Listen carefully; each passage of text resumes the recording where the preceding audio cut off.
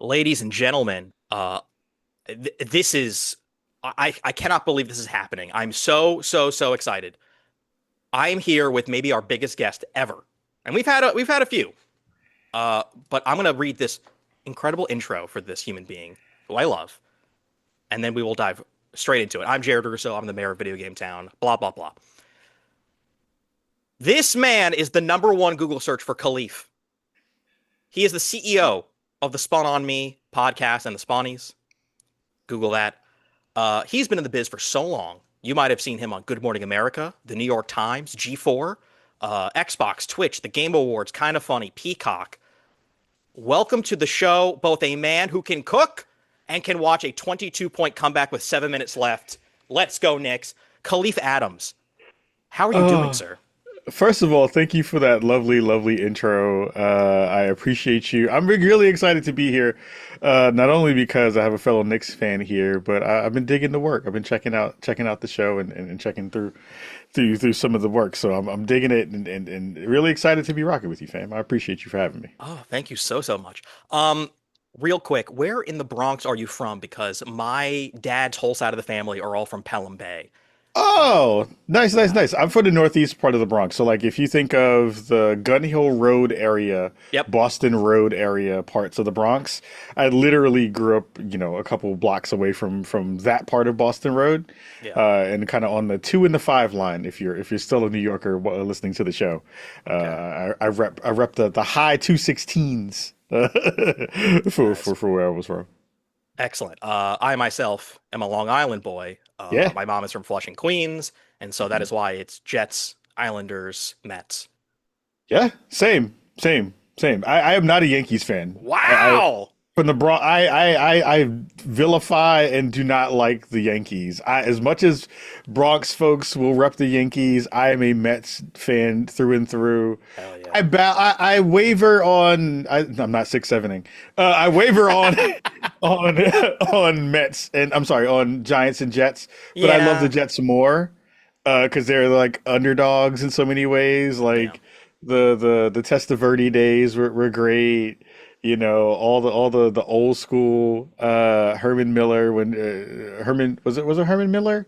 No, that's the chair people. It's Herman Moore, I think, was the coach when they were doing that's Oh, why you play the game. Herm Edwards. Herm Edwards, I'm Yes. bugging. Herm Edwards. That's why you play the game. Why you play to Why you win the play the game. game. Play to win the game. Um, Anyway, yeah, yeah. for some reason the Giants and Jets fans don't hate each other because like they never really No, play and they no, meet common opponents. So, yeah, and it's it's weird too because as New Yorkers we are always are fighting for space, yeah. and it was the one place when way back in the day when the Meadowlands was the Meadowlands for real.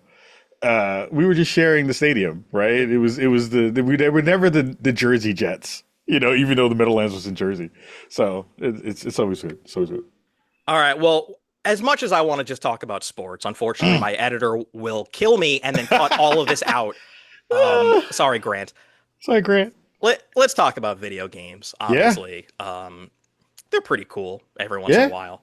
Although, if you read the news, it is beyond depressing. Although we're like kind of ramping up to a big season. This will probably be out either in the middle of or after PlayStation, Xbox, Key 3, Keighley Summer Mm, Game Fest, and hmm. possibly a Nintendo. So, like, we're in that mid June range right now. Yeah, So, this is when the industry usually would band together and celebrate.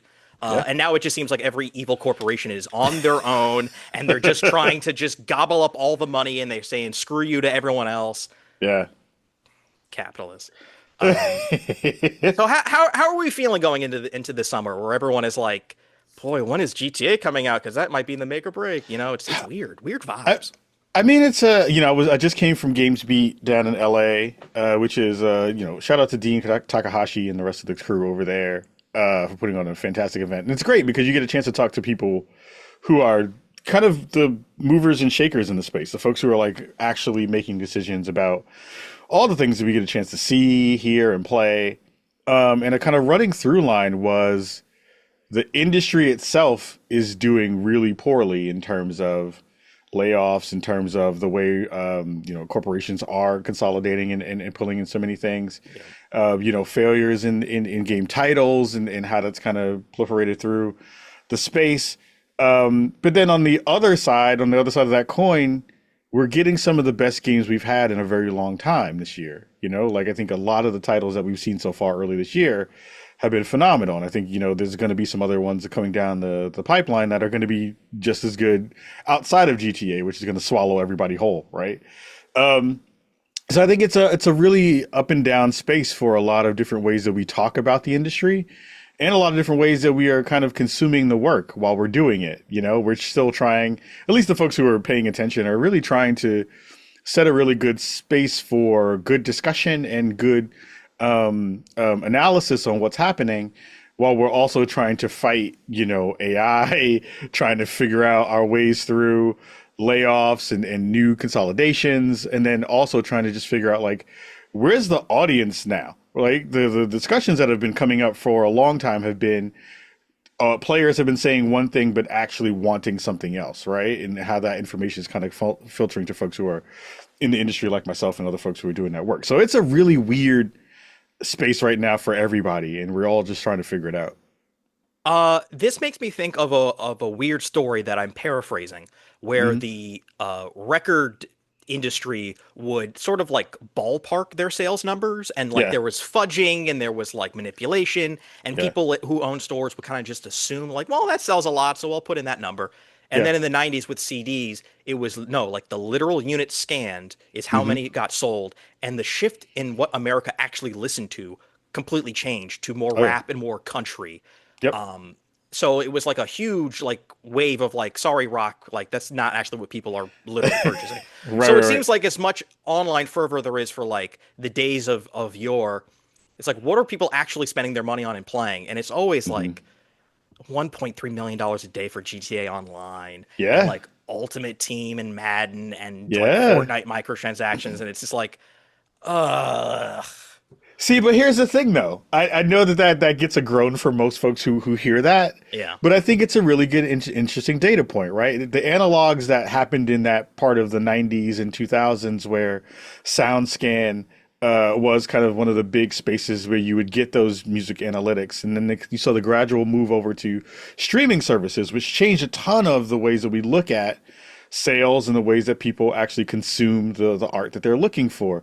That's also kind of moved in the ways that gaming has moved, right? We moved Yep. away from physical sales in a lot of different ways. The NPDs were the actual place where you would go to get numbers, and it wasn't your mama going on SteamDB and looking at people's, player Yeah. counts. It wasn't that, right? It was actual spaces that had knowledge to be able to find that information. So it winds up being really good and bad to be able to see, well, bad if you believe that live service is the devil, right? Yeah. If you go into a conversation with that as the foundation of it, you're always going to see live service numbers as being negatives, right? Yeah. But for me as a person who's looking at that stuff, that's a good telling of, again, are people who are on the internet driving the conversation in a way that actually makes sense, or are they finding and parroting things that they just found that align with their own personal worldview and the thing that they're Mm. trying to share, right? Yeah. Because the conversations that I see all the time are that players say one thing and again they do something totally different.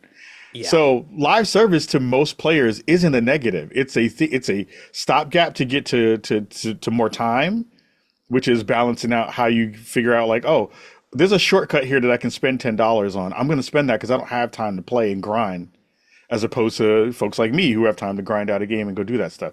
So it really depends on how you look at it and how you kind of frame it in your own mind.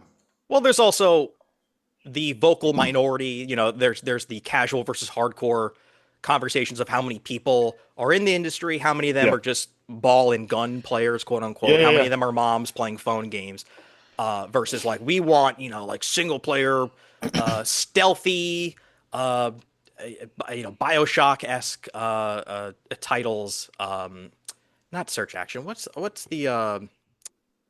the phrase for things like Thief and oh my god, I'm having a brain fart. Oh, like just like action stealth kind of games.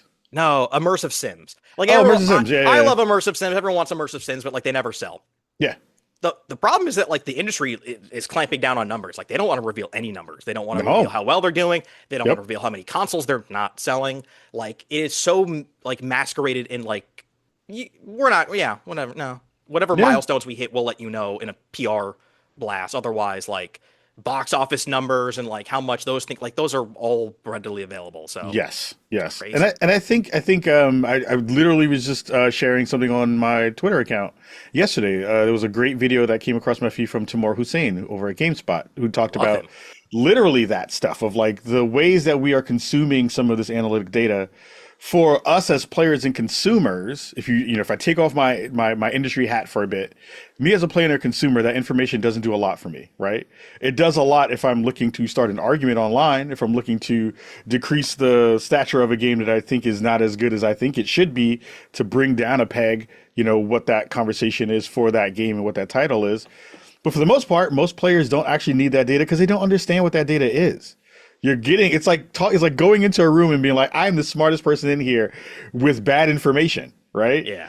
So it winds up being this really interesting space where we're now trying to figure out, and I think that's the reason why we see some contrition about data points from publishers and from and from studios, is because as soon as that information goes out, the folks who are looking to grab that and use it as a cudgel are going to find good ways to make that seem like a negative, no matter what it is, right? Even if the game sells 10 million copies, that was an indie title that no one heard of. Yeah. Oh, that game didn't sell as much as such and such, right? It's always this interesting compare and contrast for things that are totally different and probably don't even have the same segmentation for what those games are. So I am an advocate for people getting data if they have good information on how to use it, and we're seeing that being the worst version of it, especially on social these days.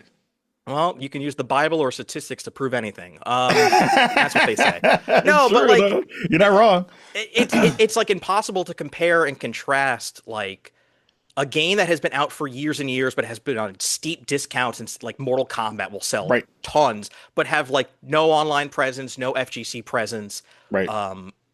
But it's like, well, I don't know how much money they made because I don't know how much each copy went for Sure. exactly over its And what lifespan version it was of that or game, what because there's version. multiple versions of it. It's the game of the year version, the kind of consolidated. You put all the DLC in it as opposed to the piecemeal versions of it. So Exactly.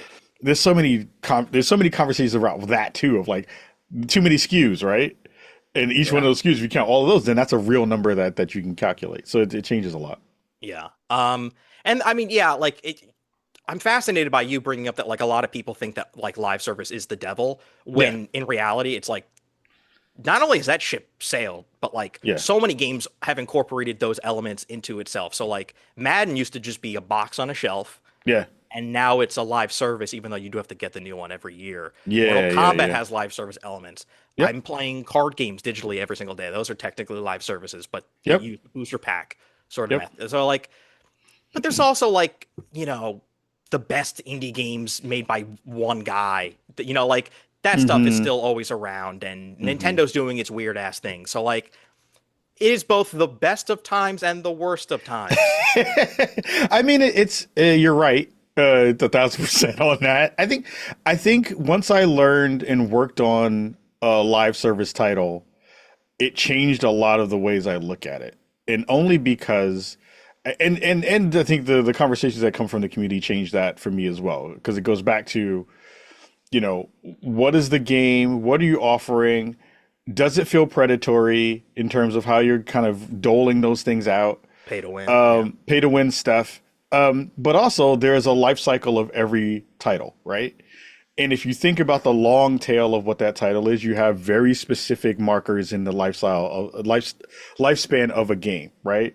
You have pre-launch, which has its marketing beats. You have launch, which has its own beats that go along with it. Then you have sustainability of that game's life, right? And the sustainability of that game's life is going to come through patches, is going to come through DLC, depending upon what the game is. And then there's going to be some tertiary stuff that goes along with that. Those last two pieces are what keeps a game alive and keeps people at a studio for as long as they can possibly go, right? And that's the reason why I'm like, is it the devil or is it sustaining people's livelihoods, right?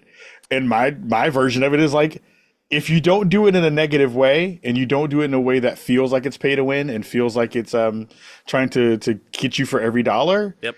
it's not necessarily a net negative. It could actually be a positive. And besides that, all these things are optional. No one is holding a gun to your head and saying you have to buy DLC. No one is saying that you have to go buy this content unless it is gating the main experience in some form or fashion, which everyone knows is a negative. And most studios aren't doing game development in that way anymore. So it's, it depends on where it lands and how you kind of adjust to it as a consumer. Well, I mean, there's also I'm sure they pay these horrible companies. They hire psychologists to like really try to grab a hold of people who are gambling addicts or children and like get them to do things, put timers and weird gates on people and like they Sure. will go to the ends of the earth to extract every last red cent from your wallet. Yeah. But also we're in this time where games are taking longer than ever to make, more Hmm. people than ever, and the cruise ship can't just turn on a dime. It takes a while. So all these boats keep sinking because they're trying to like pivot to live service and Hmm. kaboom, kaboom, kaboom. They're all crashing. So now all the other cruise ships are like, maybe we should start turning the other way. Yeah. I heard that during Concord when I was working on that, which was one of those interesting conversations around like, the first couple of initial tests were fairly positive, and then once folks got a chance to jump into the boat and see, oh, this is what the main gameplay loop is. Here's what we're offering from a DLC perspective. Here's what we're offering from a monetization. MTX is what the industry will call it, microtransactions. Part of it.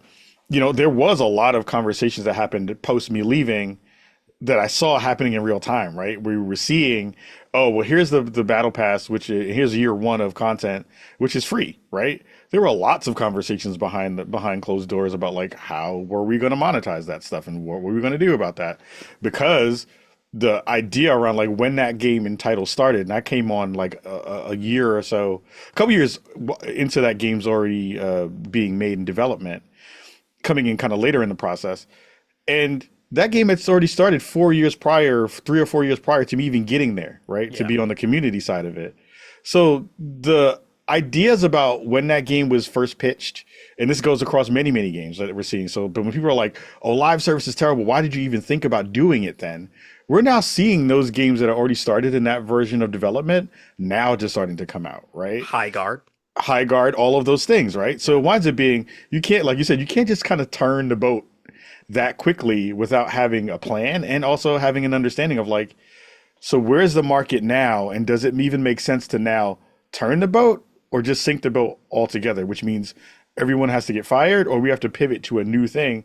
And if you're in a publisher, that's not what you want to hear as a publisher. A publisher is like, no, we already spent money towards the thing that you pitched us and that we were going to be building.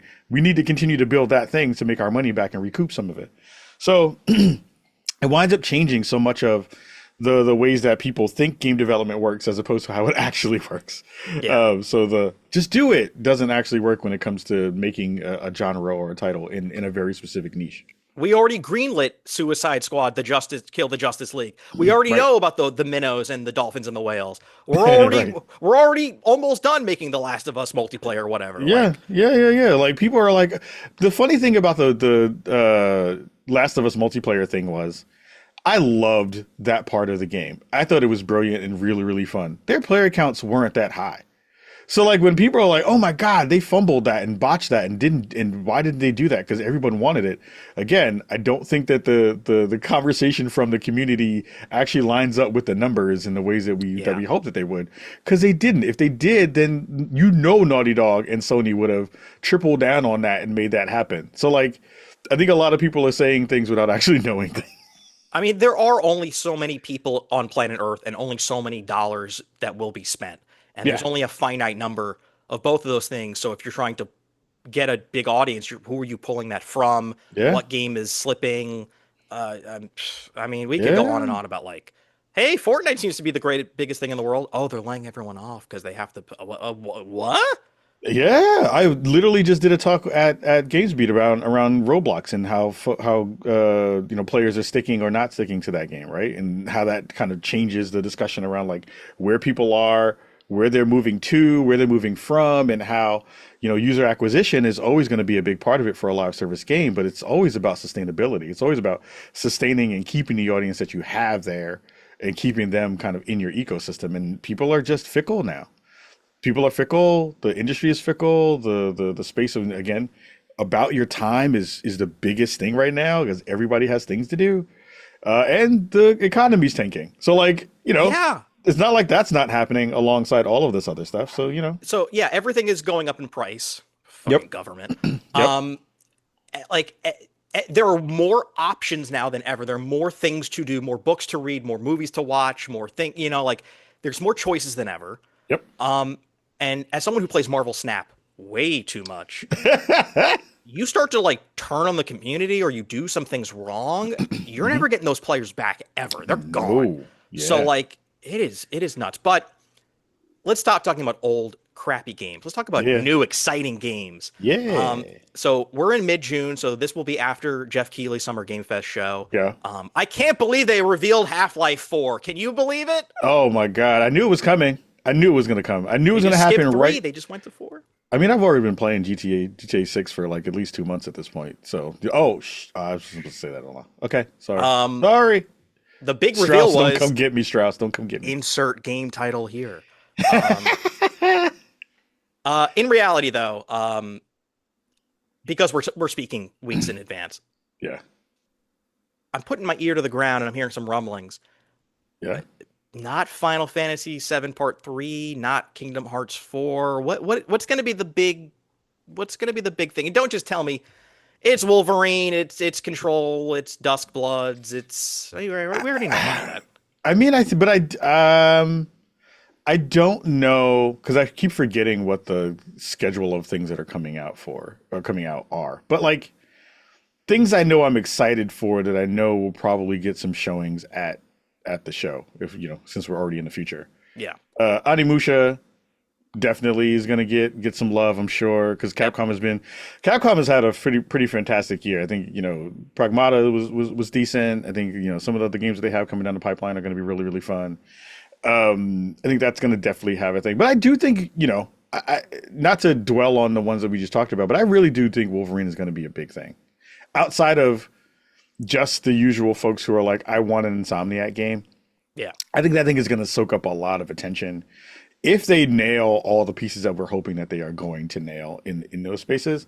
I think sports titles are going to have another good resurgence in an interesting way. I don't think UFC 6 looks good yet, but it is in a weird space now because people are kind of looking for secondary, tertiary games that are not fighting games in that space, that are kind of sports one-on-one combat games. Okay.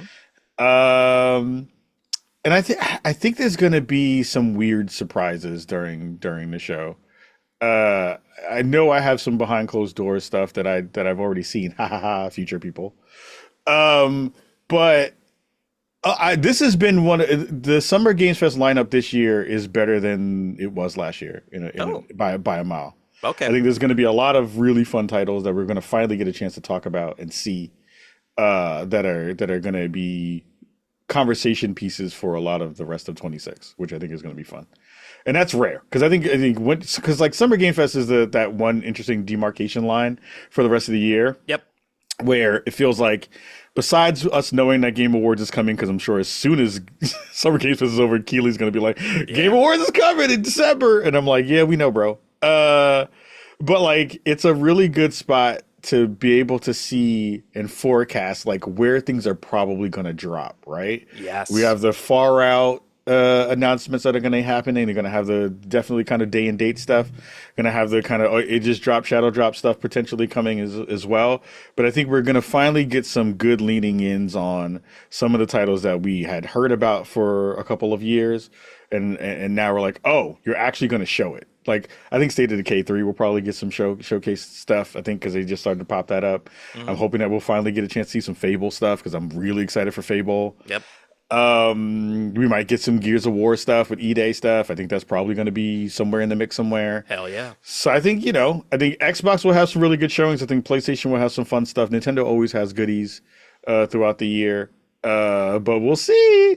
We'll see with Nintendo. Who knows what they're up to. But also, they've had a weird leak problem where, like...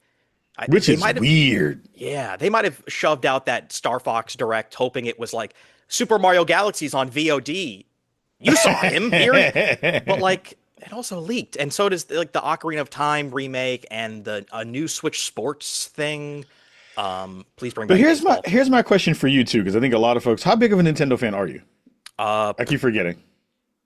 Lifelong. You kidding me? Lifelong. Look at these stickers I got Oh on yeah, yeah. hand. Oh yeah. Got the stickers. So here's my question, because I think my ask for most of my Nintendo fan friends Yep. are you sick and tired of remakes? Because I feel like they tread on remakes extremely hard in a way that we've seen across the industry as a stopgap for bigger titles. But it feels like Nintendo treads on nostalgia and remakes in a way that I don't see other companies do it. In a way that feels, Mm. I'm not going to say predatory, but it feels like I want them to have more and new ideas, and they just keep going back to the well because they know fans will eat it up. How are your thoughts about that?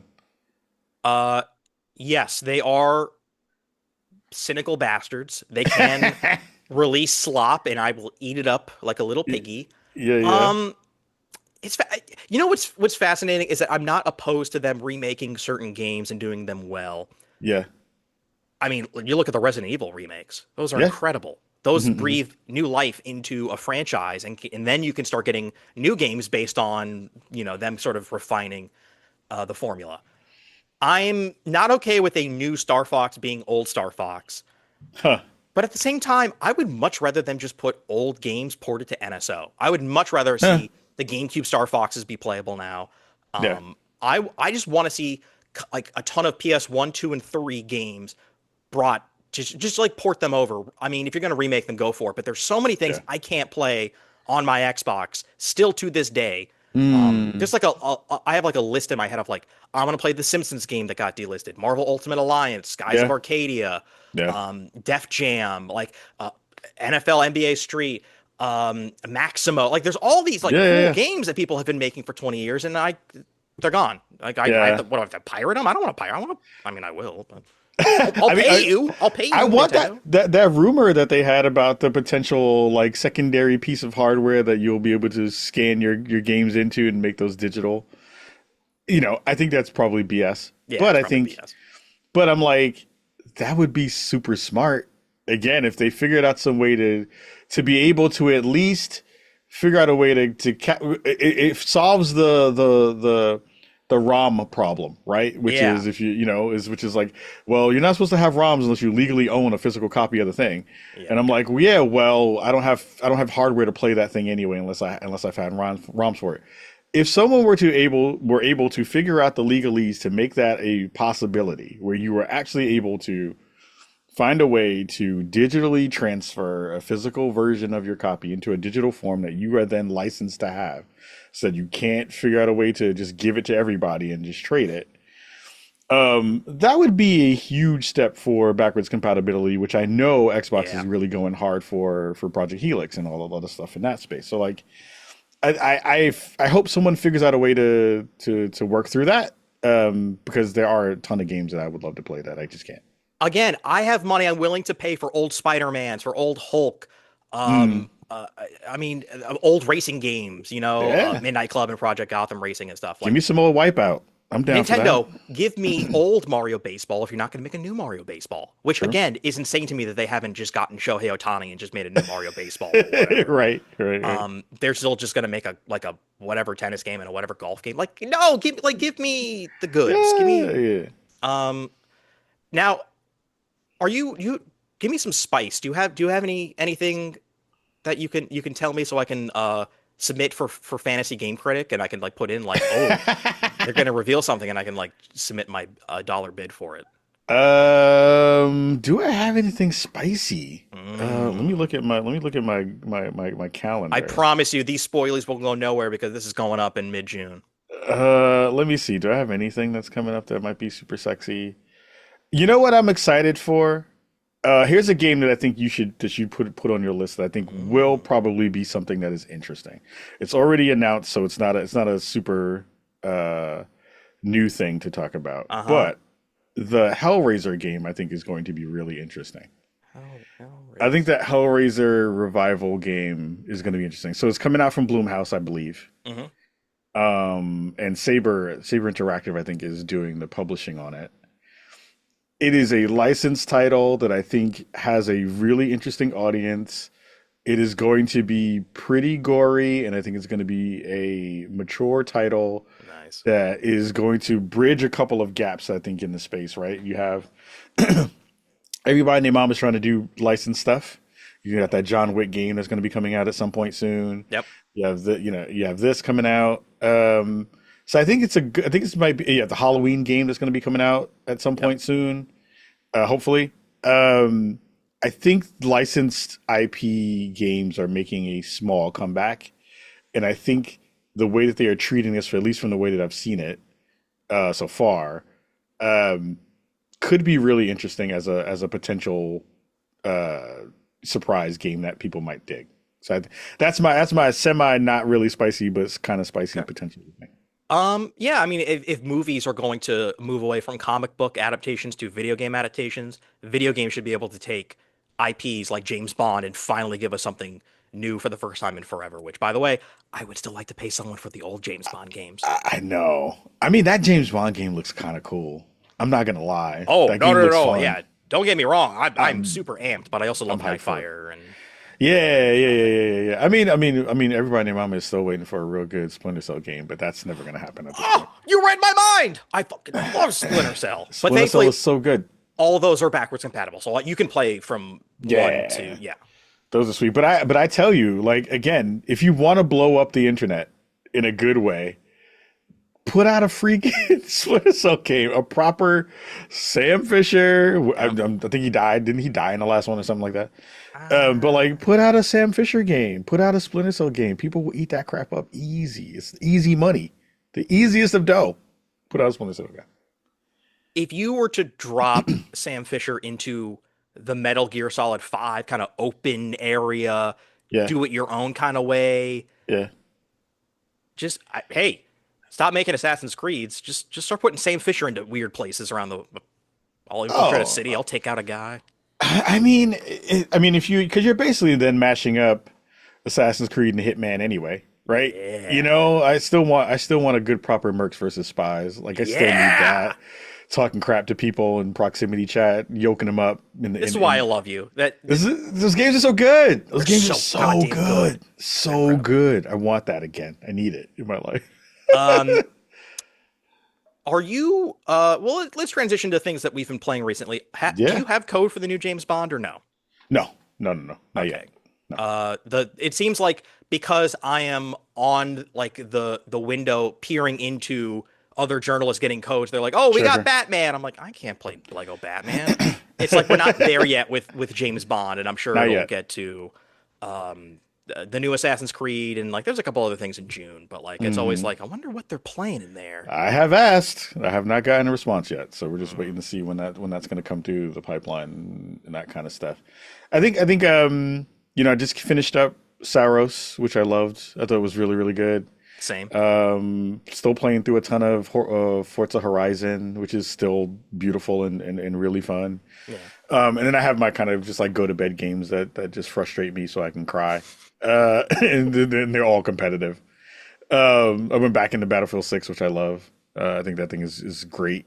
Nice. So it's always I'm trying to battle how much time do I have to review a thing and do it properly while also needing my own brain space to play things that I think I just need to continue to stay up and with like and marathon too. Like I still love marathon, but I've fallen off because I've been working and doing other stuff. So yeah, I'm out of the meta loop a little bit, and you Yeah. wind up kind of seeing now, when people are already talking about the fall off of player bases and things like that, even the zeitgeist of those conversations in my own friend groups have kind of smoothed out a little bit, which is interesting. So I'm hoping that they will find, some smart angles for that when they're already talking about it with adding some PvE layers to some of the game and stuff, which I am opposed to. I am not of the ilk of like, make it easier for the casuals. I'm like, no, make that joint hard. Keep it difficult. Make it sweaty. I need it to be sweaty because again, the people who will stay are staying for the reasons that are there because they understand the loop and they won't get as frustrated. But we haven't seen their first wipe yet. And I'm curious to see what that looks like, to see if that actually, decreases the player base in a big way. So we'll see. If you have any leftover review copies or review codes, you know who to send them to. Let me know. I don't I have all this time. I'm so Let me busy. let me know. Let me know who you're looking to get in touch with. I'll connect you with PR folks. That's easy. Mm, That's interesting. easy stuff. Easy stuff. Um, all right. is there a big, big game that is a ways away that you're hoping you see either in June or maybe even at the Game Awards that will be coming out in the future? I would still like to see Little Devil Inside. That thing has gone MIA for Little years. Devil Inside. Yeah, What Google is that. That that? was a big Sony thing. It was like a little guy running around a world killing monsters. Oh, yeah, yeah, yeah. That looks super cool. Yeah. Oh, Um, yeah, I do remember that. Oh. Um, Something that I played that I'm excited to play again. So here in Portland are the folks who run Panic. So Panic made the Playdate, the small kind of indie gaming platform. But they've also published a game called The Big Walk, which is going to be on PlayStation, which is basically like a bunch. It's like a big open world puzzle, almost like a escape room kind of game where you're all kind of ooh, okay. collaboratively doing things together to kind of solve puzzles. I I like played that. that a couple months ago, and that I'm waiting to see more of that because that is really really fun. Um, the latest fighter, the took why can't I always forget the name of it. It's Taquito, the Marvel one. Oh, Marvel Uh Tokon. yeah. That I'm really excited about because I'm Marvel also Tokon. Fighting Souls. Marvel Coles, the Fighting Souls. Yeah. That I'm really excited for because they keep dropping new characters and that looks really really good. Yeah. And I'm also really interested to see how that kind of works in Evo because I think that's Yes. also going to be coming up very soon. And I think a lot of folks are trying to figure out what's their game of choice now between 2XKO, which has fallen off a bunch, Invincible Versus, which is really Yep. good too, and then Marvel Tokon Fighting Souls. Which game in that group is going to wind up coming through? And with the MK movie happening, there's still rumblings around: Are we going to see a new Injustice soon? Are we Yeah. going to see the new MK game whenever that comes out? So I think those are going to be some big potential, well to known things. And do we get a new tease about Intergalactic sometime soon? That's a good That's going to point. be a thing. I feel like they've Yeah. had enough time now where not only are they seeing some of the stars from the game starting to talk about it more, we saw we saw Yeah. a couple folks on the team, some of the folks who worked on it already talk about it. Do we wind up getting some new information about that game sometime soon, even if it's another teaser? And then GTA is going to be anything they say. They sneeze and everybody's going to freak Yeah. out. That's So that's the elephant in the room. yeah. There are always things where I'm like, I know they're working on a Luigi's Mansion 4. Mm. They announced Arc 2. I know there's a KOTOR remake, Elder Scrolls 6, the new Mass Effect. There's always these big games where it's like we know that they're working on them, but like at what point do we see them? I mean, Um, there's going to be so much stuff. I think that I mean, honestly, I think, you know, I talked about it a little bit, but like State of Decay is going to be a big thing. I think that game is going to sell well, and I think it's going to be something that probably pops out and showcases itself in a way that I didn't think people were really kind of had an understanding of what that game is. Because I still feel like that's a game that is very niche in the way that it kind of presents, but also has a fairly decent following of like people have been actually waiting for that thing. So I'm excited for that. I think they'll be probably good.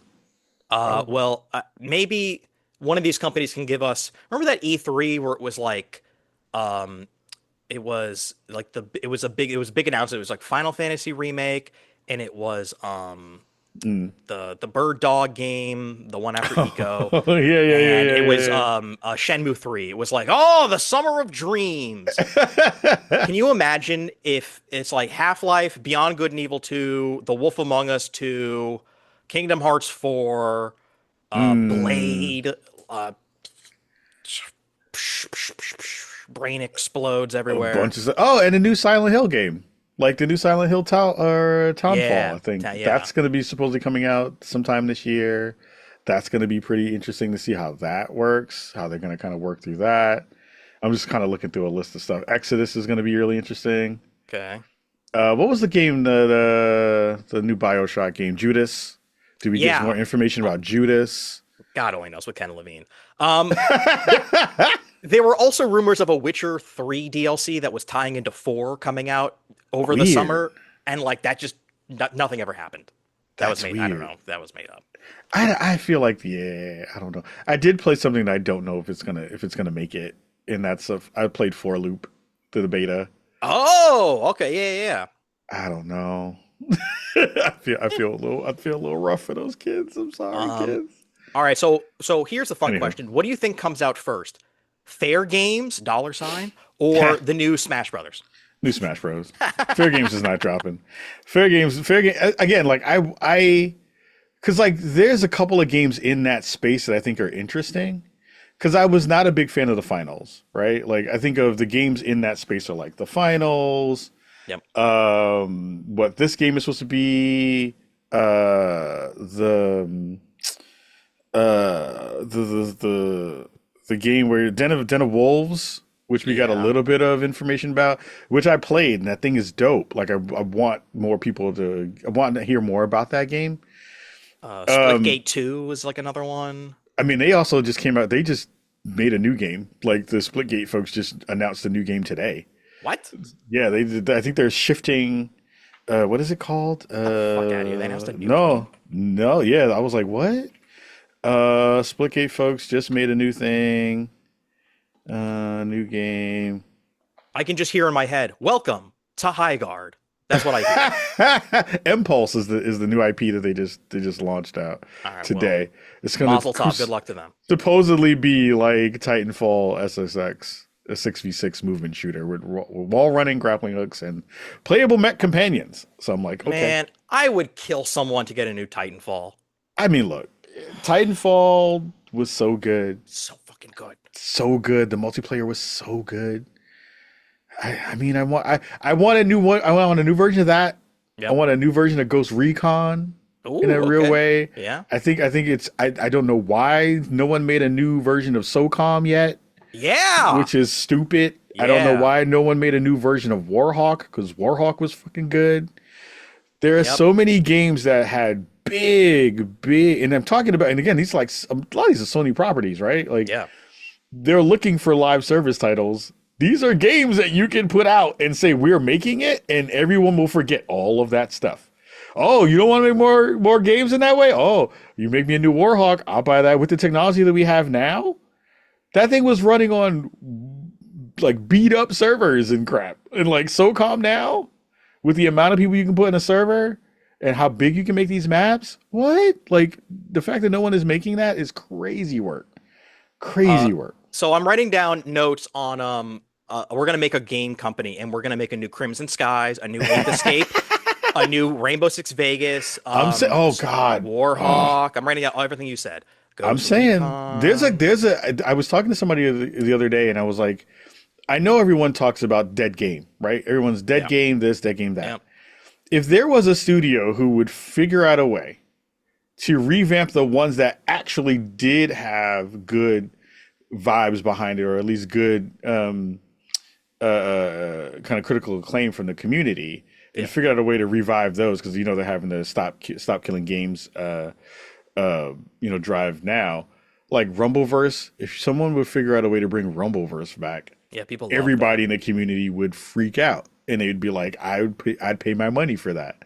So I think I don't know how it works in terms of being able to figure out how to kind of transfer those IPs and then revive them because then you have to kind of do a little bit more of a marketing push behind it again to kind of revive it. But like you tell me Rumbleverse is back tomorrow, I'm spending money. Like I'm down for that game because that game was so good. It was from a small studio, like Iron Galaxy was doing that thing, and they would happily be like, yeah, give us a little bit of a cut. You can have the IP, but like give us a little cut and we'll take it, and they'd be happy as hell. They'd be fine. Uh, I still can't believe that there hasn't been any new Fallout since the TV show had 2 whole seasons. Hmm. And they've had to rely on just older ones. Like you couldn't get someone to just give us like a 3 or New Vegas. I I mean I think the what will probably happen is because again, like Bethesda has continuously kind of said what games that they're working on. They have a much longer tail than most companies in terms of being able to figure out what they want to do and what they have license to do.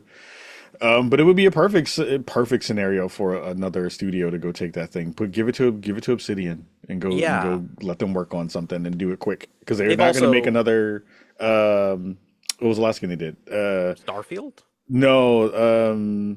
Oh, why can't I Oh, think you're of talking it? about Avowed and Outer Worlds. Yeah, Outer Worlds. Yeah, they're Outer not going Worlds, to do another one of those, and Avowed didn't do as well as they wanted it to, right? So, yeah. like, easy way to make some quick money that people want. Asher Sharma, Yeah. go to Todd Howard and say, stop making clunkers. Work on a new Fallout. Let's go with Elder Scrolls. Let's speed this up.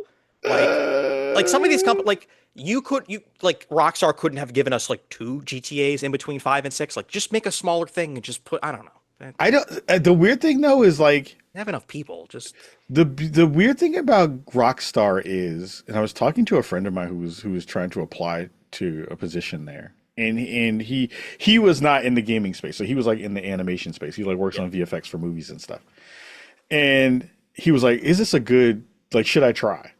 And I was like, "Look, the beauty of Rockstar is if you get that on your resume, you don't have to worry." yeah, Right? Like you can say I worked on the literally the biggest game on the planet for decades to come.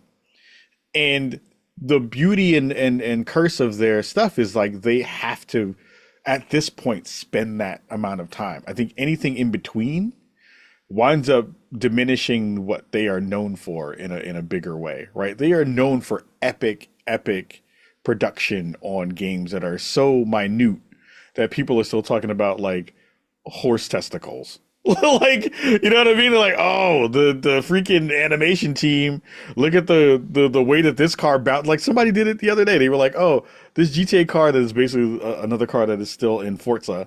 They were like, look at the way the shocks move. Oh my God, this is so cool. Had they spent all this time on the animation for this thing? I was like, idiots. This is this is what this game. These people make car games. Like, yeah, they did a really good job here in GTA, but like these people make car games. You think they don't know what they're doing in this space? But it is a level of expertise that comes through in those games that even those minute details are things they think about, right? Even if you are like, that's kind of dumb. I don't care about that thing, but it's a cool thing that they wind up doing, right? So I don't know if a shorter term for them makes better games or if it just gives them more things to monetize throughout the life cycle of what those things are, which they won't need when GTA 6 comes out. I don't know. I just figured at some point, like you have an engine, you have a lot of talented people. Like why not just kind of keep? But again, they do their own thing. Here's the game that if there was a smaller game that Rockstar would make that would be specifically for me that I want, Hmm. bring me another Rockstar table tennis game. You just had Ooh, Marty Supreme come out. yeah. Rockstar Table Tennis was one of the best games out. It was one of the best table tennis games ever. I still have it on my freaking my Xbox now because they do have backwards compat for that. I play that thing at least once every couple of months, and I'm like, damn, this thing was good. Even back then, that game is great. Maybe a new a table tennis game because no one is really making a real dope one like that, except for VR folks. But that's whatever. Well, speaking of sports, let's end with Big Body Bronson. Let's Big Body go. Bronson, Big Body Bronson. I love All him. right. We're gonna eliminate the Cavs Yes, they're gone. very quickly. They're not Yes. going to mentally recover from just blowing it. Yep. I don't think they have the bench. Nope. They're done. Harden's a Yep. choker. Yep. Do you agree with me that getting to the finals is the sort of like you did it, good job, success?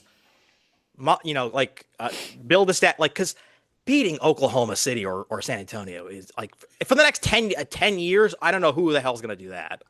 Well, I think there's a couple of thoughts there. I think no matter what happens, Brunson is going to get a statue. Like Jalen Brunson is the perfect New York player. He is, and it's weird because he's the opposite of everything that we are as New Yorkers. Yeah, Even though he kind of grew up around the space, right? polite, Polite, quiet, like humble, yeah, like not well mannered. braggadocious. You know, like he is the antithesis of a New York star in what we usually want from people. Um, so he's gonna get it no matter what happens. He is already a top three Nick in history at this point, and hasn't even brought us a championship. But he's gotten us closer and got us back to a place of relevancy, which I think was for us is something that matters because we always want to be in the mix. Yeah, So I think one, I do think that the Knicks could beat either team. I still, as much people are like we can't beat them. the things that I see from a nuts and bolts perspective and how we match up really, really well. The things I'm worried about. So now we got real nerdy. Okay. Oh yeah, yeah. So from the Spurs perspective, of course, Wemby is an anomaly. How the hell do you beat that guy, right? The thing that changes it for us, and this is where our Achilles heel is from our bigs perspective, is we have Mitchell Robinson, we have Cat. Cat has to figure out a way to understand how to run an offense, which he's learned over the past couple of months because they're playing him at the high post and they're giving him a lot of positions to be able to pass the ball around. Yeah, point center. Point center. But the problem is he only has one other move when he's on the court. He has a terrible drive where he looks like a Muppet. And it's not great. He can do it to certain people. We already saw he's having a little trouble with the Cavs series right now, driving to the basket because they're clamping up the middle, right? Yeah. Which means he has to then actually be a three-point threat. So we have to start running some plays for him where he's actually getting shots from the high post or from above the key. But you have to figure out how to keep him away from the rim. You got to keep Wemby away from him because he'll block it. So that means you got to play the Twin Towers positions where you got to play Mitch and him at the same time to actually get the benefit, because you get the pick and roll lob threat with Mitch because he can actually jump, Cat can't. And then because he's not catching a lob. I haven't seen Cat catch a lob all season, right? Yeah. So that's where you wind up getting that thing. I think the other players will wind up potentially getting some good work out of all of us. And I think the thing that would carry us is our tenacity and our experience. The Spurs are a really good team on the wings and on the guard space Yeah. but they don't have enough actual experience yet in the playoffs. No. That might be the thing that keeps us going in that respect. Now, if you move over to OKC, they're a bunch of losers and a bunch of cheaters. So like, whoa! cheaters, flop central. I have family out in OKC through marriage. And they text me all the time when OKC is playing. And I'm like, I know they're good. I know Shea is good. I'm happy Hartenstein got a ring, even though it wasn't with us. But like, Holmgren, I think we'd be fine with him. He's a big, skinny kid. He's good off the dribble. If we have enough bodies we can throw at him, we can throw Huck Porty at him, we can throw Mo at him, we can throw a bunch of people at him if we decide to play them. But like, I'm less worried about them because they're basically us. We are basically that team. Here's the reason why I say this. Basically that team in terms of the matchups, right? If we go 1-for-1 analog, no one has an analog for Shea, right? He's just an anomaly on their team. 11. Brunson. If you put enough big bodies on Brunson, it may be a problem because they have enough length to bother us defensively. Yeah. The problem then happens where you have the hustle stat, right? They have Caruso and we have Hart, right? The problem is Caruso can shoot and Hart can't. Yeah. And they're going to leave Hart open, right? Hart was putting up some bricks last night. Yeah. And everybody last night was rusty. So that's fine. Like the thing that's been great about Hart this year is that Hart has been actually hitting and knocking down a 3-point shot. He's been taking it, but he has confidence issues. Bridges has confidence issues. And there's one other player that is a little bit shaky from time to time. Cat does just the dumbest fouls. The dumbest fouls of all time. You're like, Cat, what are you doing? Cat grabbed he grabbed Allen last night in a way that I was like, you mean no one's going to see you grab this man like that? So that's going to be a problem within in that space. So you're saying that Jalen Williams is the comp is OG. Yep. And then who's the comp for McHale? For McHale? Yeah. Is Son Wallace or I mean any of those guards, but the weird thing is like those guards Mitchell.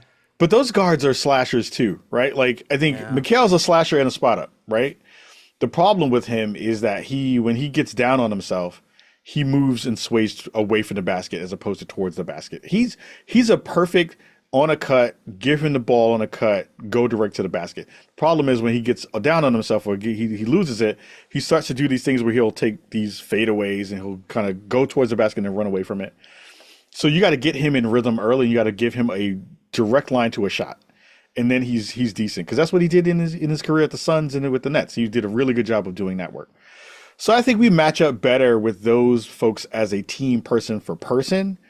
And and I hate to say this out loud because I never want anyone to get hurt, but I feel like if someone gets hurt throughout any of these seasons, throughout any of these playoffs, on either one of those teams, and it's a major star, Yeah.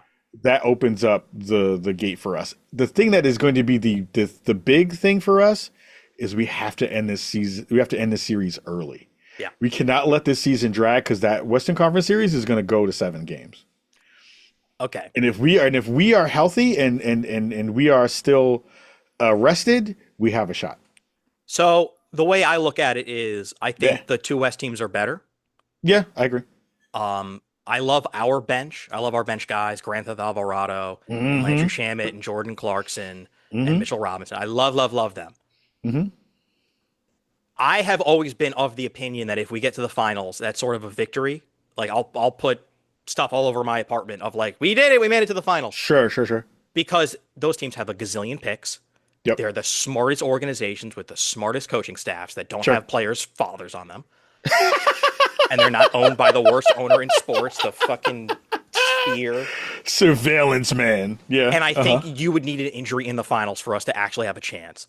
I actually think we match up better against the Spurs because if you looked at the NBA Cup, Yeah.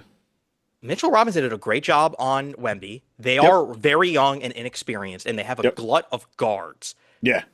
I mean, as much as I love Harper and Castle and Fox, Yeah. it's a lot of guards, and I feel like we can play a little bigger. We can put a bunch of big guys on the court at one time. You can have Bridges, OG, Cat, and Mitchell Robinson, and be like, all right, small guards, like they're going to switch up to Keldon Johnson and Harrison Barnes, like. Well, the problem is then for us is always going to be who are defensive liabilities. Brunson is a defensive liability. Brunson is one of the worst defenders in the league. He's not a great defender at all. But No, I he's think a turnstile. yes, he's a cone. But I think all of these series in the grand scheme hinge on OG Anunoby. Honestly, Yeah. I think of all the players in our team who have the most ability to sway a game. Yeah. It is OG Anunoby, and that's because he is our biggest threat in terms of a tweener between can play the 3-4 or the 2-3 or the 4. No, he can play the 3 or the 4. He can't play the 2. But like, and he's bigger than most of those other 3s and 4s in terms of. You could throw him on a center for a bit, and it'll be. You can throw him on the center for a big, and he's athletic enough to move around a 3 and a 4, right? And he's when the shot is on, he's a good deep threat. He can go get his own shot. He's not afraid to drive to the basket. He's not afraid to go get fouled. I love when he cuts. I agree with you 1,000%. Like, he's like those the biggest parts are X great. factor. Yeah, he's the biggest X factor across all of it, right? Yeah, absolutely. So I think if we get to the finals, is that the win? Yes and no. I do think that if we do get to the finals and lose, we'll still hear rumblings about adding another player, which we should. Which we should. Because I really do think the league is absolutely in trouble because it just seems like OKC and the Spurs, they hit every pick. They got super lucky with their ping pong balls. Yeah. They are loaded to be like, you know what? We'll overpay for Giannis. We'll overpay for Şengün. We'll overpay for this guy. We'll overpay for that guy. No one's touching the shot. The chances now. You have to win now because you're not getting the chance next year when Boston figures their shit out, when Detroit figures their shit out, when all these other Ayn Rand teams figure their shit out. Minnesota and Rand teams, I love that. Like they pay those coaches too. They pay those GMs too. They're not stupid. I think Golden State gets Giannis. I think if anyone is going to go for Giannis, it's not going to be the Lakers, right? Because I feel like LeBron is going to leave and go to the Cavs, right? I think he's going to try to figure out a way to get back to the Cavs, which has been a big conversation piece. Giannis is still in the space when everybody's trying to figure out, like, he's still young enough to still be good. He still has enough wear and tear on his body where he's in that in-between space where he might get hurt and it'll be pretty bad. The Warriors, Curry's going to retire a Warrior. I don't think he's going to try to move over to the Lakers and figure out some weird deal Hornets. There. Or that would be funny. I mean, he's from there. Yeah, no, but like him and LaMelo, like that's not going to happen. Boy too old. But it's like where would he go for his last ditch effort? Because he's not the kind of player who's just going to ride out into the sunset on a bad Yeah. team and get a Yeah. deal. Like, he's not going to play like the Chris Paul role, right? Who's going to be a journeyman going in and teaching the young kids how to do that thing. He still wants to win and play. So he's going to have to stay in a big market to figure out something. And people have even floated the whole like LeBron for a year going to the Knicks. I don't want that. But like, it would be Hollywood all over again. You get a decent player who can do something and potentially get you over the hump with a couple of good spots in some big games. But I think it throws off the entire flow of the offense of what we're trying to build. I don't think it makes sense. So I think Giannis ultimately would go to whichever team gives Milwaukee the best package. Sure. Yeah. Like they're going to be like, oh, we'll listen to where you want to go. Best package, please. You know, yeah. He doesn't have a no trade clause. And then that other team can then have to deal with his demands. Yeah. What if this is how we're going to end the podcast? What if Giannis, Yep. Durant on a minimum, LeBron on a minimum, Chris Paul on a minimum, Carmelo Anthony on a minimum, Charles Barkley on a minimum, Steve Nash on a minimum, all join the Knicks and get their ring? I want that to be you get Barkley to come out of retirement. Everyone gets their ring. I mean, look, here's the thing. Here's the last part of that. Yeah. What I do know is, yes, this is our tightest window for winning a championship in the ways that things are working. I also think that we could still make a really good run next year with a couple of tweaks, right? But I think there are a couple of players who would absolutely love to get New York their first ring in 30 years, because they know that if they do so, and if they're on that team, they will be icons for life in New York. That's the one big crux of all of these things when it comes to, like, outside of the gamesmanship, outside of the way Brunson has just turned this whole thing around after being talked crap about being too small. And it's a very Goliath and you know, kind of deal. But if you make it in New York, you are set. You life in New York. You ask Jeter, you ask Strahan, like they have careers because they played in the right market. Never will have to buy a stake in New York ever again. The league should rig it for us because we have that. That's your ratings are going to go through the roof if you rig it for us. And unless OKC wants to do a Durant, Harden, Westbrook reunion tour, just have them do it in New York. You know, like just. I don't want Durant here anymore. He had his chance. Oh no, fuck him forever. No, I understand. Yeah. You had your chance. When we wanted you, you said no. You went to Brooklyn. 95% of all athletes always say that winning matters. The money matters. They take the biggest deals. Yeah. They have no loyalty. I want players to actually want to win and put their money where their mouth is and take no money and make all their money off the court when they win in New York. Like, actually take a minimum. Like, be like, you know what? I do want to win. I don't need $50 million. I'll join the Knicks bench and I'll lead that second unit and I will be at my own statue. That's how LeBron should be thinking. I mean, LeBron is going to get a statue in Cleveland. If he doesn't he already have a statue in Cleveland? I don't know. The whole economy is run on LeBron merchandise. But you get him, bring Bronny too. It's a package deal. They bring back Mixer. They can have a streaming career together. Yeah. It's and like then you get Jaylen Brown. He can stream too. Thanasis has to be with Giannis and the other brother. I hate that so much. Stupid. I hate the fact that he gets to coattail his brother so hard and gets all this money for coattailing his brother. It is the worst thing on the planet. Anyway, that's a whole nother show. 2 words, Rick Brunson. I mean, but look, if there is, for as much as people hate the nepotism that happens in that space, it is way more interesting than the Bronny and LeBron version of it. Yeah, being a coach versus being a player. Yeah, you know what I mean. And I feel like he's actually, because it's funny when they come to Portland. I always go to the Portland game when they come. I try to. It's a much cheaper ticket, inevitably, amazingly cheaper. But like, he is coaching up his son even in those moments, right? Like there was a really good moment in in the last series where they got into it a little bit. And he was like, yo, like, I'm still the coach and I'm telling you what you need to see. And he knows that his dad is doing the right work in that space, even if he's not listening to him all the time because he's the GOAT. But it is it is a really interesting space to see like your dad on the bench and be like, you know, Yeah, well, Rick Brunson doesn't take up a roster spot. Like you can yeah, have a bunch of assistants. So yeah, I mean it's different. yeah. Kahlief, this has been incredible. Where can people find your work on the internet? Oh my God. First of all, thank you so much for having me. This was a blast. I had so much fun. You can find me on all the podcast platforms, Spotify, Apple Podcasts.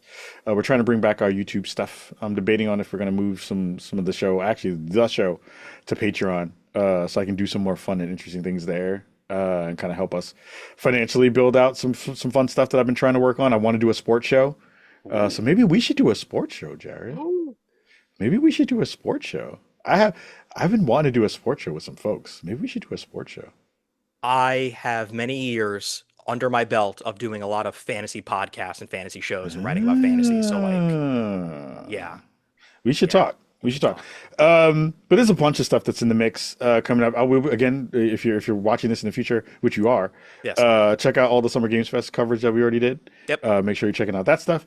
And I have a couple of different. I have another show that I've been working on. I've been shopping, trying to figure out a way to get it done. Where it's literally a interview show, but we'll be talking about things that are non-gaming related. So it's about stuff that happens in the world with real folks doing real interesting subject matter expert kinds of things. So lots of stuff in the mix for me coming up for 26, and I hope you all like it, and I'll check it out. Thank you so much. We're gonna have you back on again, Please. for sure. And you can follow our work at videogame.town. We're coming up on our 1 year anniversary. We're also going to be sponsoring Kind of Funny the week after Summer Games Fest. So Nice. every single show and live stream and podcast will be sponsored by us, which is you're going to be like the first person people probably see when they come to our site for the first time. Yeah. Heck yeah. Um, Heck yeah. so thank goodness they're familiar with your work. And that's it. That's all I got. Follow us on all the places, the Blue Sky and the TikTok and the Pony Express and all the other places that we're on. Go Knicks, and thank you for watching or listening, and we will see you next time. That's right.